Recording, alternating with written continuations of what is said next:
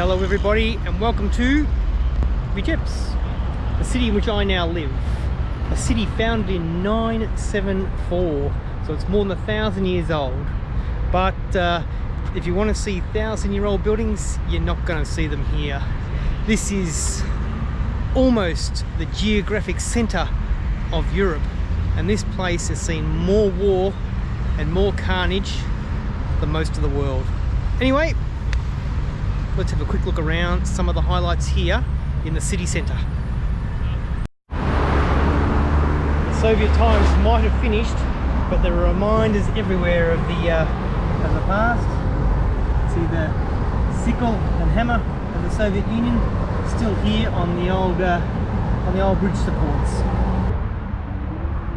I'm here in what's called Old Town. Got my old mate Algirdas, I think I got that right, Duke Algirdas from the 12th century, stride his horse up there with his hunting hawk.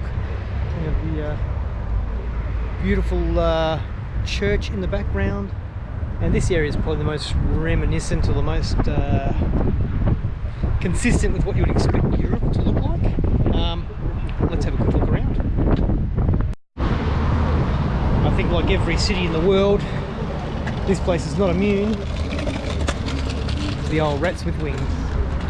They're here shitting on everything just like they do in the rest of the world. Anyway, here in Old Town, what we find is a whole heap of strip style restaurants with outdoor dining in their classic beautiful buildings. The one in front of us here, this says on the door, Musée. Musée translates as museum, so we have a museum here as well. Have your classic cobblestone streets and your beautiful buildings. This sign says here, says Fyodor Marnov. He was 285 centimeter tall, and here's his statue. I think he's got me covered. Now, have a look up there. If you were 285 centimeters tall,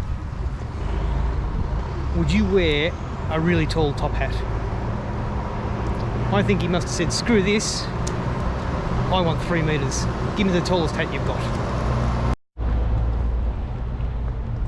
As I walk through beautiful Old Town, let me give you a little bit of recent history. In the 1700s, the Great Northern War happened right here, and pretty much the city was leveled. They rebuilt. Then in the 1800s, that little crazy French fella, Napoleon, met the Red Army here, and pretty much the city was leveled. Oh, have a look at this before we go on. This city's full of cobblers and light manufacturing. I think this is a bit of a tribute to them. Also, what we have here is an outdoor Friday night sort of party zone, I guess, pub. Not open at the moment, but they've still got the music playing. Anyway, back to the history lesson. And then, of course, the big one, World War II. This city is basically where Hitler and the Red Army, the Russians, collided, and this city was just leveled. Almost nothing survived.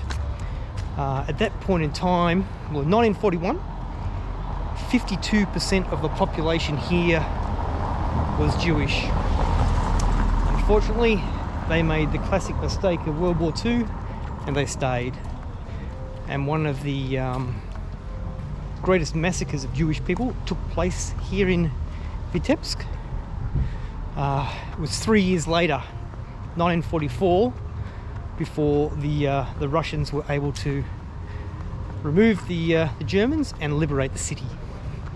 But by then, there was almost nothing left. So, in terms of really, really old buildings, there's basically nothing.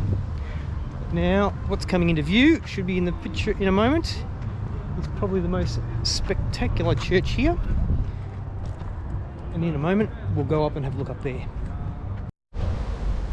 And if you hadn't gathered already, this city loves a statue.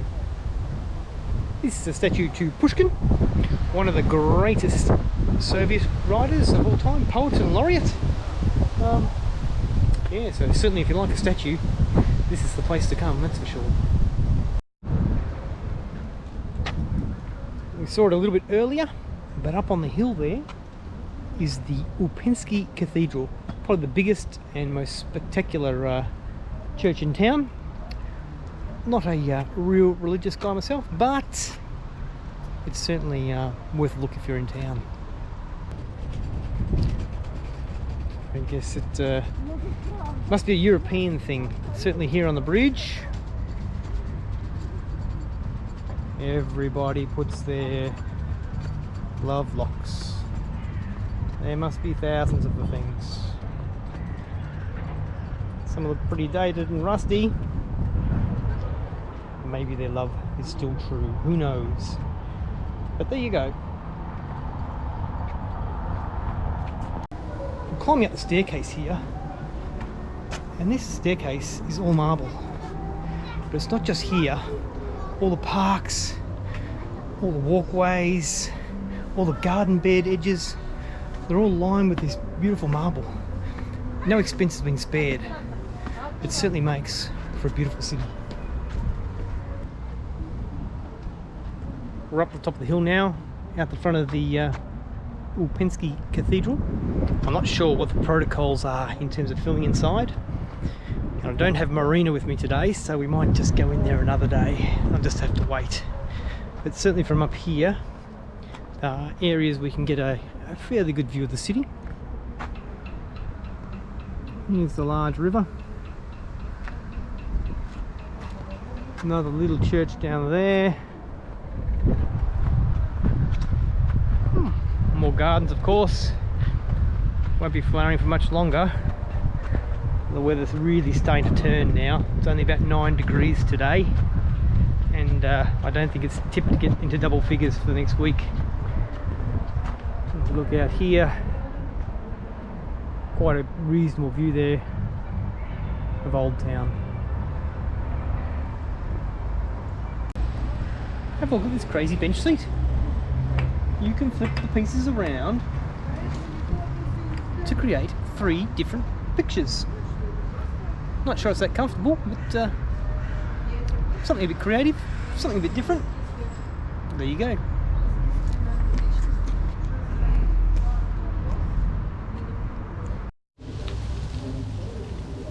One of the other things they're keen on doing here is adorning buildings with busts or heads of significant people in the history of the area. Have a look up here. We see 1, 2, 3. Come around the corner. More guys here. Not a lot of women. Plenty of guys from history. Okay. I could stand there and try and translate for you what each of them, or who each of them is, but I'm a bit slow, and this might turn into a 4-hour video if you wait for me to complete the translations.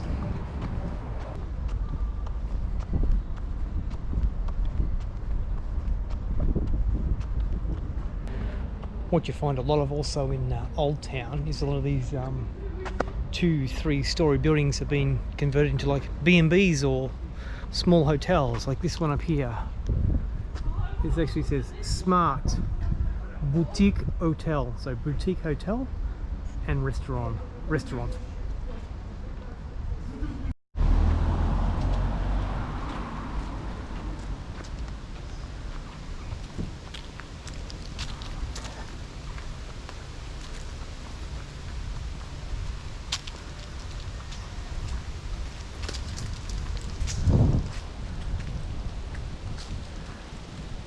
Not sure if you can see the double-headed eagle on top of this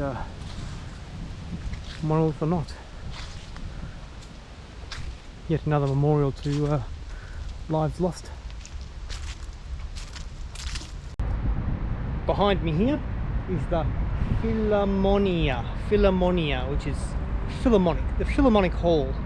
Quite a nice building, but that's not why I brought you here. Standing proud as punch out the front of this building is our old mate Lenin. For those who don't know or not sure, Lenin was the man who first tried to implement the communist system. Essentially, he ripped people out of their houses, he took all the intelligent people and forced them to go live in exile, and anyone who disagreed with him was put into like a forced labor camp. The net result was 3 million people died, most of them of starvation, and of course many times that suffered immeasurably under his rule. So I find it,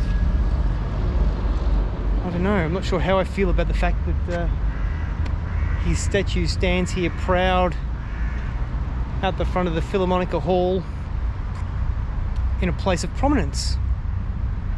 I've asked a couple of locals how they feel about it, and it's a really mixed reaction. Some of them actually don't know what he did, and probably the other half not real happy that his statues are still up there. That concludes our tour of Old Town today. I hope you learned something. Thanks for watching. Catch you soon.